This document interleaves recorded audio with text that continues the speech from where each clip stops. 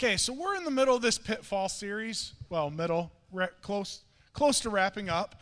We've had a couple different speakers. So if you haven't been part of this, or if you missed the last couple weeks or haven't been able to catch it, we've shared a couple different things. A couple weeks ago we had Lena speak. Last week, Gib and his wife Carolyn shared about the pitfalls of marriage. So the entire idea, just to kind of give you a recap, is those things and situations in life that happen, those pitfalls that happen, that you just kind of fall apart. And the idea behind that is the video game Pitfall, for those of us that are old that remember that. And the entire idea of Pitfall in an interview or a blog, that's the word, that I found, where a dad and a son were kind of talking, and he said the entire idea behind the game Pitfall is to not die. You play level after level after level, and you just try not to die. And us as Christians, we have more than that in our life, other than to go through life and to try to not die. We have pitfalls, we have things, we have situations that come our way. And in the middle of this was a sermon series that I shared with you guys that when we started as a church 2.5 years ago, this was one on my radar that I wanted to do, and I didn't quite have the guts to bring in all the people and all this. And even before that point, one of the people that I wanted to have be part of this series that I've known for a few years, I finally convinced him to come and do a sermon with me. So here's the $1 million question before anything and everything else, because we've known each other now for almost 4 years. We're going to have our friend anniversary coming up soon, because we kind of dove into working together after the flood. Right. And the thing is, you introduced yourself all professionally the first time as, Greg to me. And so I was always like, okay, this is Greg. Then I got on the work site with you and your crew, and everybody's going, Buddy, and I'm looking around going, okay, who is Buddy? Because I haven't met this Buddy yet. And then I'm like, okay, this is Buddy. And so then I was like, okay, he goes by Buddy. We're friends. I'm going to start calling him Buddy. So I called you Buddy, and then all of a sudden, we're sitting there, and a couple guys started calling you Greg, and I'm like, is he schizophrenic? What are we going here? I don't know. So what am I supposed to refer to you in the church today? Do you want me to go by Greg or Buddy? Because I can do either one here. Well, it doesn't matter. It doesn't matter. Okay. But Greg is sitting over there. Greg is sitting over there. Buddy's up here. Okay. Your dad. My dad. Your dad. Okay. So we'll go with Buddy, Greg / whatever. So if I slip up, we're having a conversation with one guy here, not three, right, or right. So that depends on the day. That depends on the day too. But let me, I know from where I met you almost 4 years ago, but you have a story long before that of who you were and what brought you to that point where I met you 4 years ago. So share with me a little bit, for lack of a better term, the pre-John years that I've only heard stories about. Okay. So I'm gonna start back, why my relationship with God was so rocky. Okay. So I didn't grow up with the church in our house, or really the word in the house. I had great parents. It just wasn't a thing in our house. But I had people in my life that always talked about, few people in my life that talked about God and how powerful he was and how great he was. And as a young man, as a young kid, I didn't ever feel real comfortable in my own skin. And I'm a sexual abuse survivor as well. I heard all these great stories about this God, but I could never understand if he's so great, how did that happen? How would he let that happen to me, right? And it was because I only really heard half the word. I didn't know anything about free will, and I didn't really know God. I just knew that he was supposed to be this great guy that could do anything and protect anyone and love and full of love. And I just didn't understand why he would let that happen. And you even share with me that you were kind of mad at, we'll just call other Christians, not me, other Christians, right, because it was very judgmental time for you. Yeah. The God that you had heard about was very judgmental, was very, you're going to hell, you're not good enough, you're not this. And on top of this God that is supposed to love you, also isn't protecting you in some of the isn't worst, protecting me. Yes. you know, when you need it at most. Right. And my life just spiraled. You know, after that it happened to me, God really didn't do a whole lot for me, but drugs did. Drugs kind of like saved my life for a little while. You know, I'd become pretty suicidal as a young man and inside, and it wasn't until I was introduced to drugs that I found some peace. And over the next course of probably the next 8 to 10 years, I really started to hate God. Matter of fact, when John asked me what part of the Bible or what certain verse, so anyway, I didn't really know for a long time.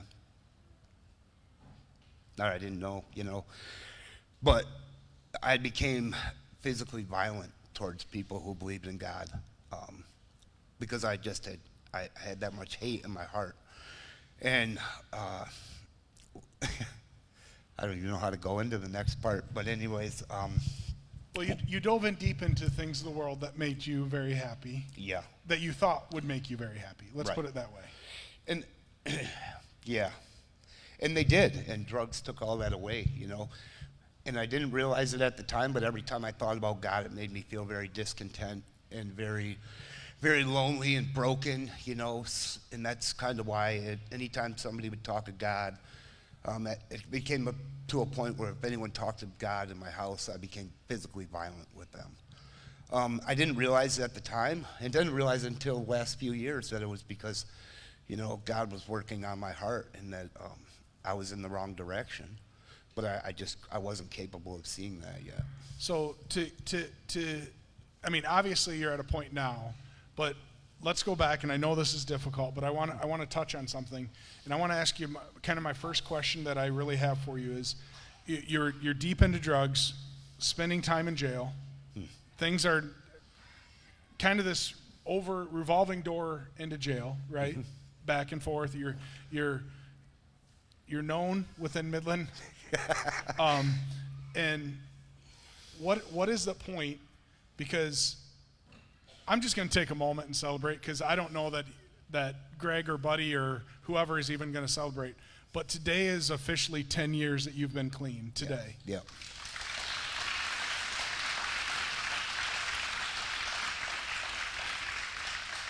And we've shared different parts of that you were in jail. Right.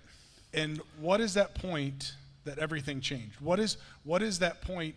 And though I think God was behind it, there's many earthly programs, things that happened here that helped that change. So what is that point that literally everything changed? Why 10 years ago? Why this moment? So I was talking to Nate before the service. 10 years ago yesterday. Yesterday. Sorry, I messed up. No, yesterday.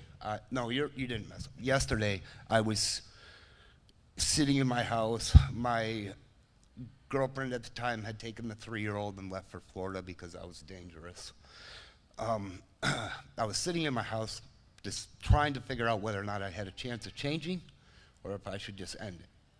For the safety of my kids and my family, if I should just end it. And 10 years ago today, God came to my house in the form of a probation officer and a whole lot of agents and took me to jail and kind of made that decision for me.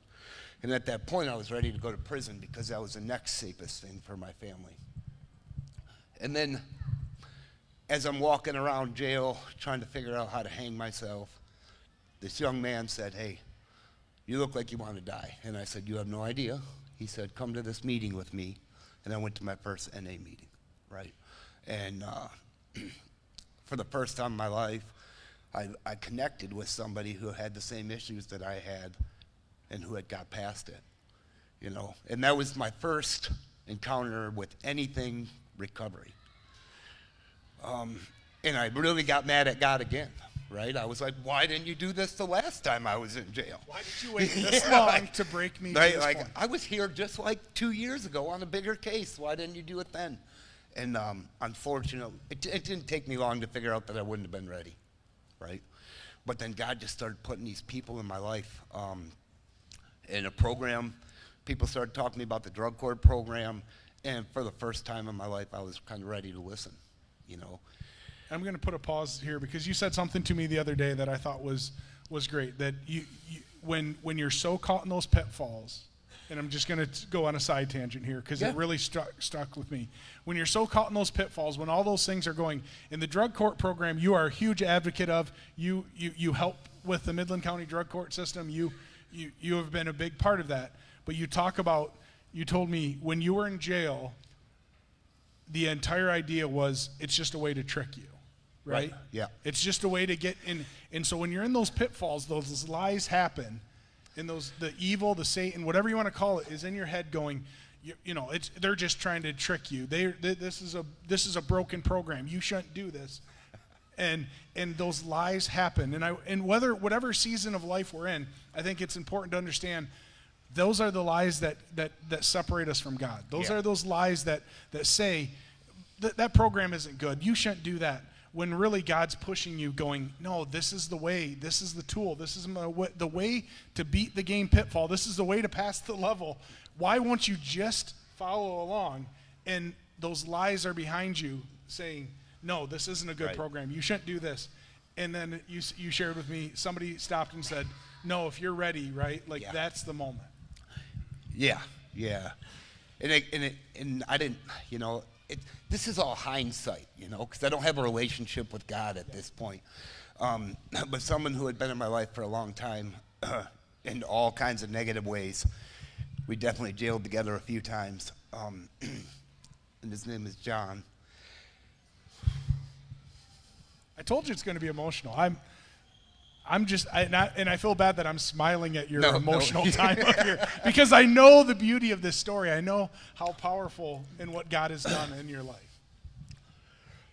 So John came to me and he said, hey, we'd been in the trenches together in jail together. Now, we didn't do a whole lot of positive talking to each other. It was all. But at this point, I'd finally heard the word recovery. I wasn't really ready to hear the word God. But John came to me and said, hey, the only reason I failed at this program is because I wasn't ready. You can do this, and your kids deserve it, And the reason it's emotional is because a couple years later, John died, Probably a lot of people in this room know him. And to see that emotion, right? To have him speak that truth into you, and I know it gets emotional and it gets hard because you've seen, and I've shared that you've seen lots of guys fight the same battle that you fought that didn't make it through. You've seen lots of individuals, and so out of that, and we've seen that, and we've seen, you've got into the drug court system. You came out, you graduated out, you've done so many amazing things that we'll share here in a little bit. But is there? Well, let's turn to some of the positive, like the amazing thing, and I'm going to share with you as a church the way we actually encountered, like I said, was after the flood. We were desperately working on homes, working on all of the getting people back in their homes, and we were working at a house in Sanford, and I met Greg, and we had this long conversation on this guy's house, and here I am just like frustrated with this homeowner because we're trying to get stuff going, and it was just like butting heads over and over, and he's just sitting there smiling and happy, and I'm like, what is wrong? Well, like, I am angry at this guy. I'm angry with this, and he's like, it'll all work out, and he just kept saying it'll all work out. And I'm like, the house, like the front porch is going to fall off. Yeah, it'll all work out. Well, the floors aren't. It'll all work out. We got and just this overall happy, and I'm like, okay, what is this guy's story? What is going on? So we dove into a friendship where I started going, hey, I'm going to check in on all the different jobs, all the different homes that we're fixing up, and I'm sitting here, and he has a construction company, so I'm like sitting here realizing the story of the beauty is he hires guys out of the same situation you were in and has an entire team of people doing construction work that were all spent time in jail, that are all recovering from something. And so I'm just like leaning in, and side funny story, they had no idea who I was. So imagine a bunch of old, guys from prison that are now construction work. You imagine the language going on, right? Like, it's not the cleanest language in the world. And I'm like showing up and helping out and lending a hand and doing all this different stuff. And we're fixing homes. And one of the days I have a lunch meeting. So I go to my lunch meeting and I come back. And all of a sudden I come to the job site and they're all up on a roof. And they're all like, "Hello, sir. Welcome back." And they're all like all these guys are like, and Yancer's in the background just laughing his head off. Like literally laughing his head off. And I'm like, "Okay, who told you I was a pastor?" And they're like, "Greg told us to do this." And I'm like, "No, stop it."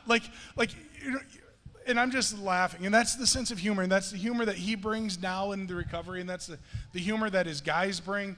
And they each have this story of God working through their life and working on it and to say they're not perfect. They're not, whatever. But God has worked on their story and got a hold of it. And Greg has grown in his faith. He's grown in this. So I'm going to just ask you as you spend time in the Word, as you spend time, is there a Bible character, and I prefix this with you, that you can relate to?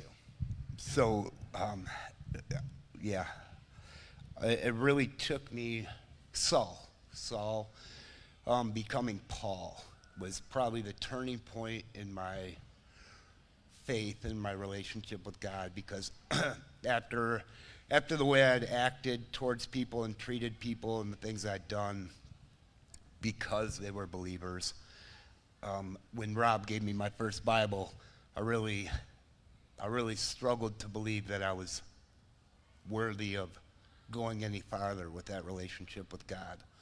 And it wasn't until that he explained to me the Saul-Paul connection that I was able to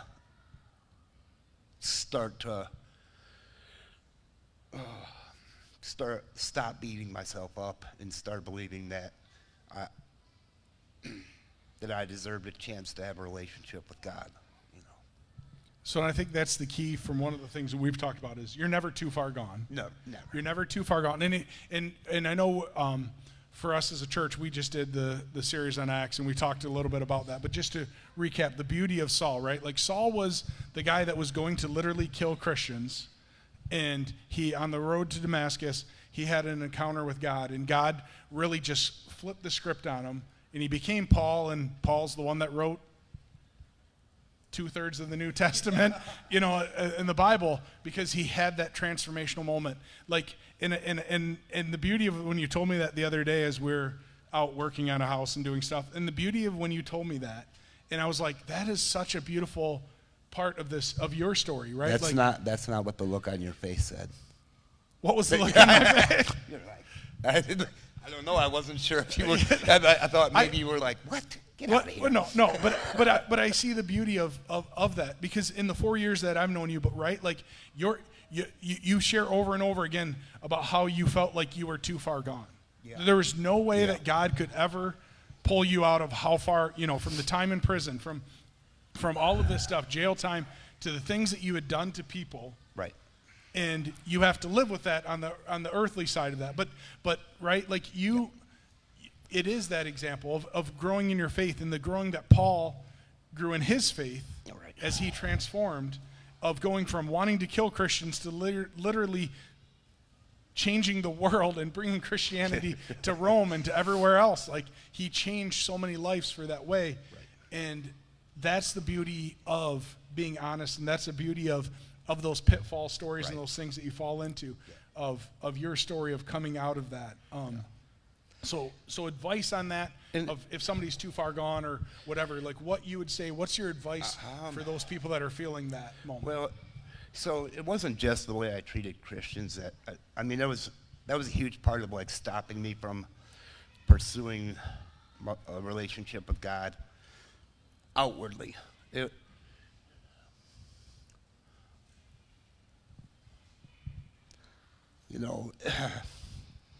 Feeling too far gone is mostly comes from I wasn't a very nice dad. I was heavy-handed. I got a pretty sharp tongue. I wasn't there. There's things that I said or did to my kids that I could never take back, ever. And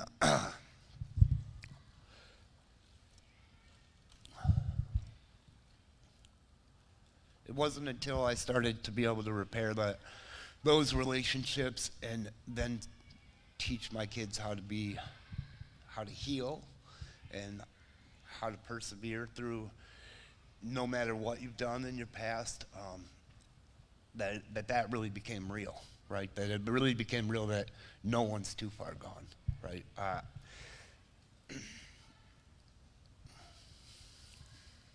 When I first got clean, it was like a horror film inside my head. You know, I'd close my eyes at night. Everything was cool during the day when I could keep going and be busy, but when I'd close my eyes, you know, I'd have to see my oldest son laying on the floor because I punched him, you know, or replay the words in my head that I had said to my kids, like, if it wasn't for you, I wouldn't have to live here. You know, I wouldn't have to be alive.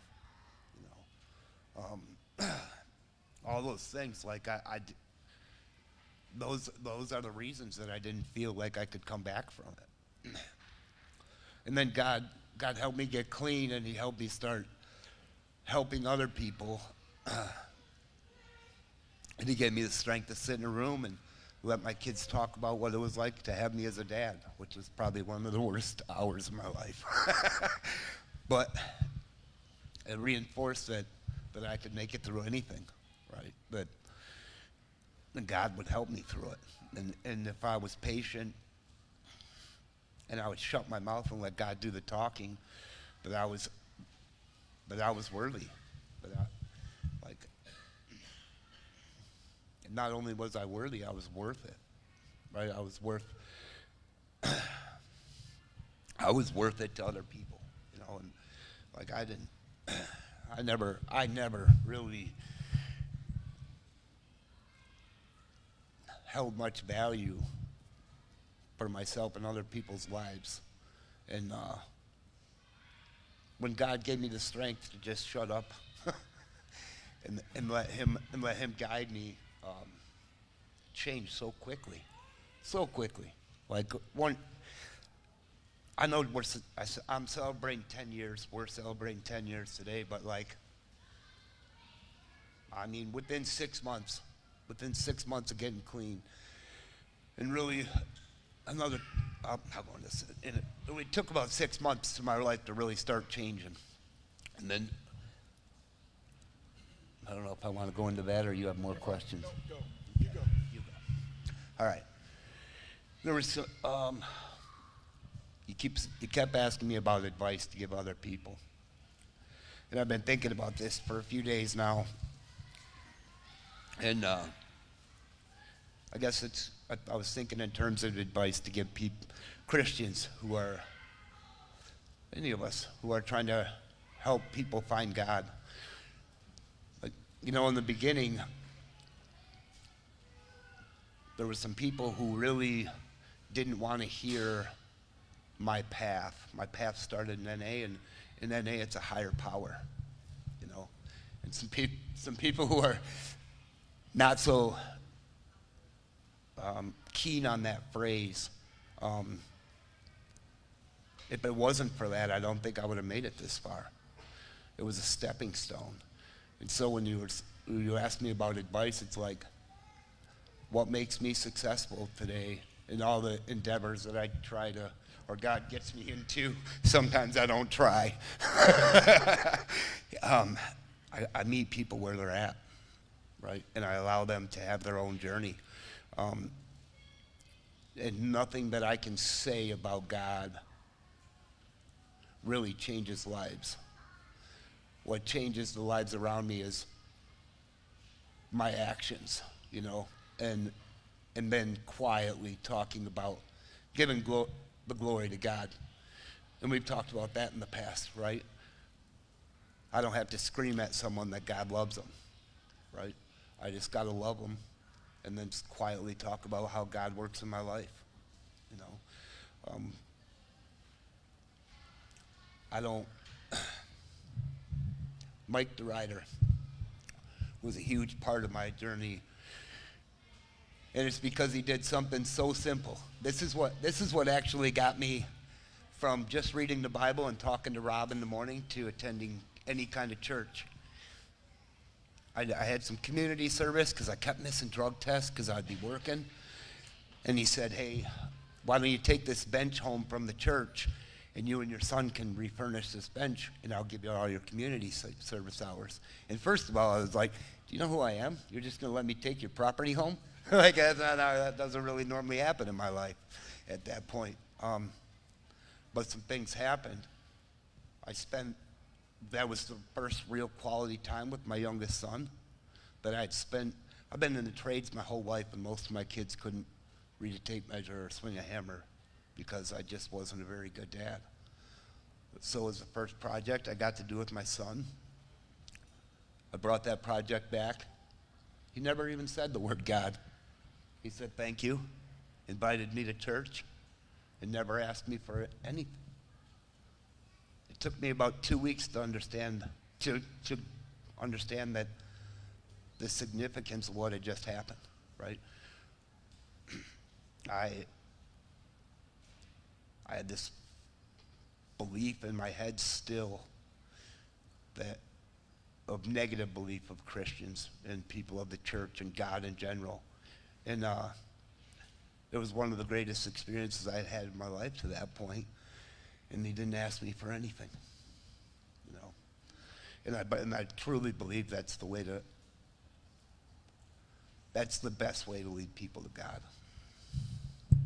That's such a beautiful point, right? Like our job as Christians are not to force it, not to yell, not to do, but our job is to literally walk through life the way that God pushes us, nudges us to talk to people, to have conversations, to have that, and then push each other to be better. Yeah. And God will do that, and they right, like there's a quote, and I can't think of exactly how it goes, but it pretty much says, show everybody that you're a Christian, and if you have to, use words, right? Like show somebody you're a Christian by your action. Show somebody, you know, and I've watched, again, it's interesting, I've watched the last 4 years of your life, and you tell me stories pre our time, and it's still kind of like, oh, you know, I kind of forget that kind of thing of, you know, that was so much of your story, of even as you say, you know, the struggle you had as being a dad. When we have a meeting on Friday, whatever day we met, to look at a house, and you're like, hey, I can be there, but I really need to run because my grandkid needs a Tylenol, and I need to run a Tylenol from Midland up to the school, over here, like all over, like, and I'm like, wait, this was the guy that struggled being a good dad, and he's, for a grandkid, literally driving 20 minutes for a Tylenol? Like, no offense to my kids, but I'd be like, toughen up, you're fine, suck, you know, like, but yet here, so maybe I'm the best, no, but right, like, this is the thing, like, and you've learned from that. You've learned and you've grown so much to work on that, and you don't let your past define you, but you take your past and let God see that through so many things. And the verse, just kind of as we were sharing this verse, I want to share with everybody, is 2 Corinthians 5:17. Therefore, if anyone is in Christ, he is a new creation. The old has passed away. Behold, the new has come. And that's my verse that I felt like is the perfect for the conversation from almost 4 years ago to today. You know, the beauty of being in Christ, you're a new creation. You get to hit the reset button. The world is going to look at us in those pitfalls and those mistakes, right? Like myself included, even dumb little stuff. Like multiple times this week, things happened where I'm like, I thought I had that beat. I thought I had, you know, that situation under control. I thought that was no longer something that I struggled with anymore, but yet it pops up. You know, I had a conversation earlier this week with somebody, and literally I walked down the stairs, walked away from the person, and I took my hat and I hit myself in the head because I was so mad because I told myself I wasn't going to go someplace that I did, and I did. Like, we fall into those pitfalls, either small or big, over and over and over. And the key is to realize that and to say, I'm a new creation. I'm more and more Christ-like. You know, a year from now, buddy, you're going to be more Christ-like than you are now. And you're definitely a lot more Christ-like now than 4 years ago right. when I met you. Because if I would have said, pick a character in the Bible, you would have said, yeah, what? Like, right? But you have the Bible with you throughout the day. You have the Bible at home, and you have those conversations now that you weren't willing to have. Right.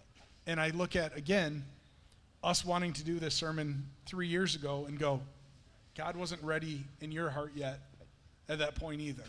And now we can sit here in beauty and to celebrate with you through that. So I don't know if you have any closing thoughts for anybody. Whatever, the microphone's yours until I cut you. No, Okay, the microphone's okay. yours. Closing thoughts. Well, I just want to share this. This happened last week, and it just goes back with what I'm saying.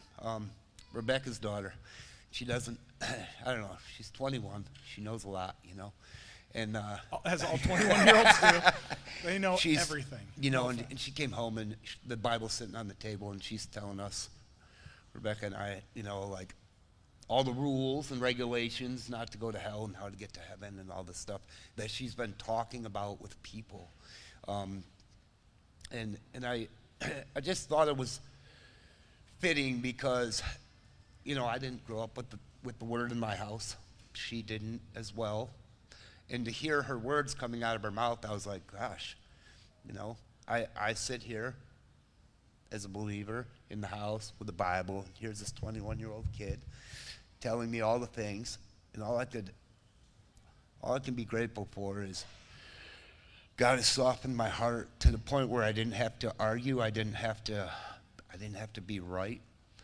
All I really had to say was, I think you need to listen to somebody else, because the only thing the most important thing that you need to learn out of that book is the only thing that's important is a relationship with God.